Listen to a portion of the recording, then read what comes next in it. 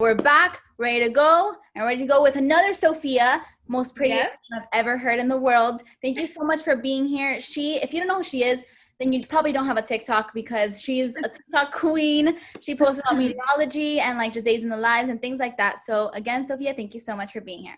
Thanks so much for having me. It was really cool when you DM'd me. I've never heard of anything like this, so I think it's awesome that you're doing this. I'm excited.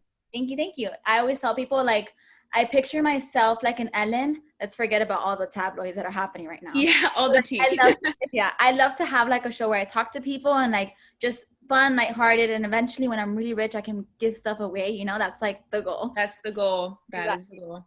So tell us a little bit more about you. Just where you're from, where you went to school, maybe how you got into meteorology, just your little about me section. Yeah, so I always just say I'm from the South. I was born in Atlanta, moved to Birmingham, Alabama when I was like 13, and then I went to school in Mississippi. So I'm kind of Southern born and raised. I got into meteorology kind of late in the game. I didn't know it was something that I wanted to do for the rest of my life or since I was, 3 years old. And I think that's okay as well. I think there's kind of a stigma about like you have to want to do something for 15 plus years and then you can get into it. I joined like wanting to do meteorology at the end of high school. So I was kind of lost. I had no idea what I wanted to do. A Mississippi State recruiter kind of sat me down and we went through my options and he brought up meteorology and I thought, okay, I'll try it. So I just went, head first and I went to state. And after my fourth year, I started, beginning of my senior year, started looking for jobs, sending out applications, and now I'm in Richmond, Virginia. So about a 10-hour drive from my home of Alabama. Nice. And so when you say, I got into meteorology late in the game, I'm thinking like your senior year of like college, but high school. Oh. At least you went into college kind of knowing that you wanted to be in the field. Yeah. And I think meteorology is a more specific field just because there's so much math and science required. And it's kind of a small kind of field. So all my classes at the end, we had maybe 10 people in them. So it was very, very like intimate setting. And all of the people that I know, at least in meteorology, have wanted to do it since they were 5 years old. They were asking their parents for green screens when they were 6 for Christmas. And they've been chasing tornadoes since they were 12 and all this stuff. And I walked in the classroom and I'm like, ooh, I don't know anything about this. I'm here to learn. And everyone else seems like they already learned everything. So it was kind of intimidating, but I stuck with it and here I am. I'm happy that I did. So yeah. And it's nerve-wracking too, being in a room where everyone's kind of like so sure of what they do, and you're just kind of like, that's similar with me. So I started the University of Miami and I went into broadcasting just because like I wanted something to do with the camera. And it wasn't until like the first couple classes that I'm like, oh shoot, like I actually really like this. But that first day, everyone's like, I'm here to be a journalist and a reporter, and an anchor. And I'm like, I don't know, but I didn't fall in love with it. And with meteorology, I think I was really good friends with a meteorologist now he's a meteorologist. And one thing I feel like the public doesn't know is that you guys aren't the same as just a reporter or an anchor. Like there's so much, you guys actually look at the weather. You just tell you, hey, it's raining. Go tell people it's raining, And so that's a huge, like, I guess, just misconstrued idea of what a meteorologist does. So tell me a little bit more about like how, when you wake up, how do you decide, what do you look for to be able to give the weather, just an accurate, representation? Yeah. What you were saying is kind of what a lot of my first TikTok comments were. So my first video, I just did a day in the life, and a lot of my comments were, I thought you guys were actors. I thought someone else did the forecast. I can't believe you actually do the work. Why don't you have a hair and makeup team? I still get that all the time. And I'm like, guys, that doesn't happen except for in top 10 markets. So it's the goal, but not yet. But yeah, so I wake up pretty early. If the show starts at 4, I'm usually up around 1:30ish because I like to get to the station. Actually the show starts at 4:30. So I like to get to the station around 3, but I have that hour and a half of me just looking at models and data and going off of like my colleagues' forecasts. So it's a team. We all kind of rely on each other. But I do have to sit there for about a good hour and just kind of pick apart every little detail and look at a ton of different model runs and all this different kind of data before I can confidently get up there and say, this is what's going to happen. So it definitely takes a lot longer. I wish that I could just come in and someone could tell me, hey, today it's going to be 75 and sunny. Just say that. I would be like, okay, perfect. Say less. But No. And we also don't have a teleprompter that we read off of. A lot of people think that as well. Yeah. So everything that I'm saying is just off the top of my head, which is probably why I stutter and mess up on my words a lot. So whatever. For, let's say, someone who's watching this who wants to become a meteorologist, what is your biggest piece of advice that you would give them when it comes to just talking for a minute 30 or a minute and trying to get through the stuttering and trying to get through those harder moments? Like, what would you tell someone like that? Yeah, so a big thing is that people love seeing personality. So if you are up there and you're just staring straight in the camera and you're completely monotone, you're nervous and it's showing. If you let your personality shine through, if you mess up and you say, oh gosh, sorry, I meant blah, blah, blah, or excuse me, this or whatever, if you just let your personality shine through and you're lighthearted and you're happy and you're smiling, people will resonate with that and they'll think, oh, he's new, or oh, she's so funny, or oh, wow, she's so real, because we are real people in the end. So if we own up to our mistakes before someone calls us out on it and we're looking like we're having the time of our lives, there's really nothing they can say about it.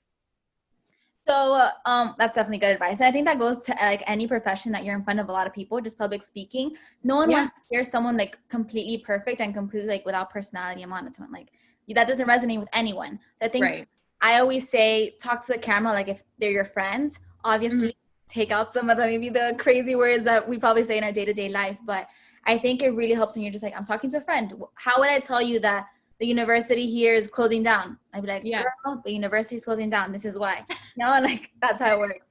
Okay, so for those who don't know, so in TV, every TV station goes by market numbers. And so the goal, I guess, is out of college, you kind of start off at higher market numbers, which means like not a lot of people watch it. And then as you go down, or as you go through your career, you go down and then you want to be like a top 10 market or a top 20 or whatever. So what market are you at and where do you kind of see yourself going in the next couple of years? What's your goal? Yeah, so I started in college. I was a weekend morning meteorologist at a station in Mississippi, which was great because I went to Mississippi State, and a lot of the stations around that area knew that there were a ton of students that were looking for part-time work. So I always say they totally took a chance on me because I didn't have a degree at that point, but they had a little bit of faith in me and let me go up there and get practice. So I technically started in Market 133, which was Tupelo, Columbus Market, Mississippi. And then I jumped to 53. I'm pretty sure Richmond is either 53 or 54, which was a blessing for sure. I knew that I wanted to get out of Mississippi. I just didn't know where I wanted to go.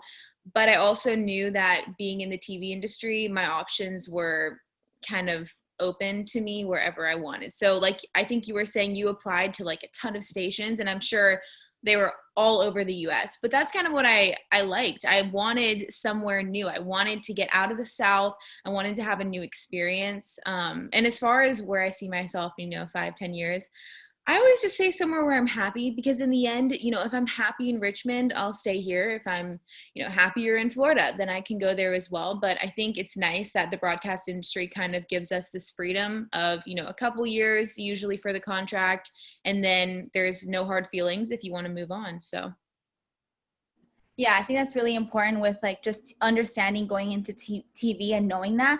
I remember the first couple of classes I ever took, professors would kind of tell us, hey, you're going to be moving around. Like if you want to stick a 9 to 5 and just be at home all day, like this isn't the job for you. Right. And at first it scared me, but then after, just like you said, you have this big range of possibilities.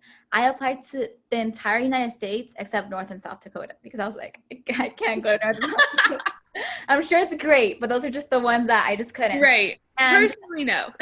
Exactly. And at first I was kind of like hesitant applying everywhere because I really want to, I'm Hispanic and we have a huge family in Miami. And so I wanted to be as close to home.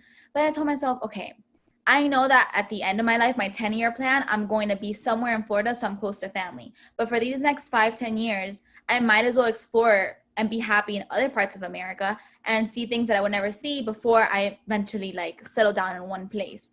Or maybe I never settle down. Who knows? We don't know the future, but it's good to have like some sort of, plan in place, I guess, to kind of follow. Yeah. And I think making a big move, especially right out of college, For me, it helped me mature almost immediately. And you kind of do have to fend for yourself. Of course, you have family that you can lean on, but they're not next door like they used to be. So I think that it is something that kind of forces you to grow up. And I definitely think that in 15 years, I'm going to look back on, making this big move. And I'm sure you will too, and think, okay, that might have been a difficult part of my life, but I grew from that and I'm a better person because of that. Not many people get the opportunity to move across, America or anything like that. And a lot of people don't even get to leave their home state, for the rest of their lives. So we are actually pretty blessed in the way that we can, and we can just get up and move and know that we have a job somewhere else. I completely agree. And I've realized that more as I've been here, that like friends and family reach out and they're like, wow, I wish I could do that, or I wish I could move somewhere else. And I guess it's not as easy for other people. And for me, it was kind of like an easier transition than I thought. So I'm like, wow, like I'm lucky, I'm blessed. And people who are on my station are also very young and they're kind of going through the same thing I'm going through. So it's just like, it's a very welcoming field, I would say. And I'm very like, I think it's perfect for people our age right now, when we're just kind of exploring and figuring out who we are. And it's, well, you kind of moved around a little bit, so you kind of have a better handle of it. But for some people, like maybe their first job move is their first real move, because this is my first time away from home. So I didn't stay home for college. So I'm like, you know what? This is something that I think I need, and everyone needs to kind of just be on their own somewhere else before they lean on physically to their family, Yeah, absolutely. Like you said, if you went around your station and asked, where are you from? A lot of people probably aren't from Champaign. They've probably moved around. And that's the great thing. The broadcasting industry is kind of a big melting pot. Everyone, I can make relations to people that from Champaign or have been in Champaign. And so it's great. It's a very small industry, but it's also very diverse as well. So, yeah. Okay, so if you were a meteorologist, could be anything else in the world, as easy as like you wake up tomorrow and that's what you are, what would you do? I would travel for a living. I would be one of those influencers where someone DMs them and is like, hey, we have a new villa that we just built in Turks and Caicos and we really need someone to come try it out. We'd love, and I'd be like, fine, I guess I can. Yeah, that would be the dream. But when I was younger, I always wanted to be a pediatrician, which I look back on that and I'm like, thank the Lord I did not go in that path, because I don't know what changed, but I cannot stand blood and like broken bones or anything like that anymore. I was really into that when I was younger. Now I've changed. So I think a professional world traveler would be pretty sick.